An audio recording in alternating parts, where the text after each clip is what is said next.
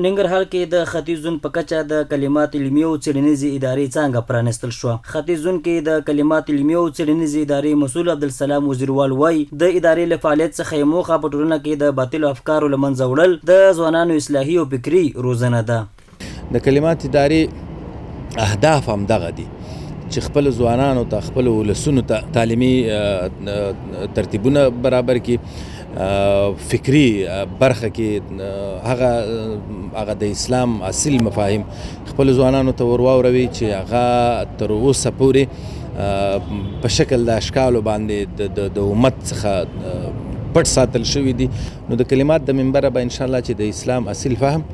ځوانانو ته اورول کیږي او رسول کیږي.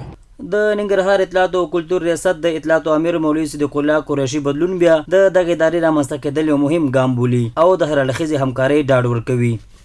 د کلمات علمي او تحقیقاتي اداره د ولسي فکري سمونکي او همدارقم ته د افکارو په تنویر کې کلیدي رول لري او په دغه برخه کې د همکاریو ته موږ چمتو یو او د خپل مسؤلیت ګڼو تر څو پورې د راتلونکو ځوان نسل او همدارقم ته د موجوده نسلونو فکري روزنه وکړو. د ننګرهار پوهنتون پخوانی استاد عبدالرحیم سراف وایي په اوسني وخت کې د دغسې ادارې رامنځته کېدل یو مهمه اړتیا وه او له دې ادارې سره د همکارۍ ډاډ ورکوي. نو د دې په خاطر چې موږ په دیني لحاظ باندې، په وطني لحاظ باندې، په ټولو په کلتوري لحاظ باندې یکسو اوسېږو، موږ ملي وحدت ولرو. د دغسې کارو دپاره یا د دغسې افکارو د بیرته راژوندي کولو دپاره نو د کلمات غوندې ادارې چې تحقیقي ادارې، علمي ادارې دا اړینې دي. د غونډې یو تن ګډونوال ځوان جمشید تکل وایي د دې ادارې فعالیت به د ځوانانو اصلاحي او فکري روزنې برخه کې ګټور ثابت شي. دغه کلمات چې کومې موخې او اهداف دي او په مشرقي زون کې دغه فعالیتونه ترسره کیږي د زیات مهم دي، ځکه اوس په ټولنه کې ځینې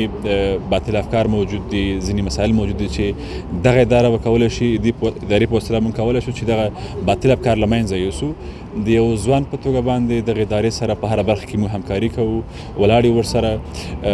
نور ځوانان هم رابلو تر څو دغه ذهنونه روښانه شي، جوړ شي. د دغه ادارې د مسؤلینو په وینا د اسلام مبارک شریعت په اړه سم پوهاوی په ټولنه کې د باطل افکارو له منځه وړل، د اسلامي ټولنې اصلاح او مسلمان د اسلامي شریعت په مسیر برابرولې له نورو مهمو اهدافو څخه دي.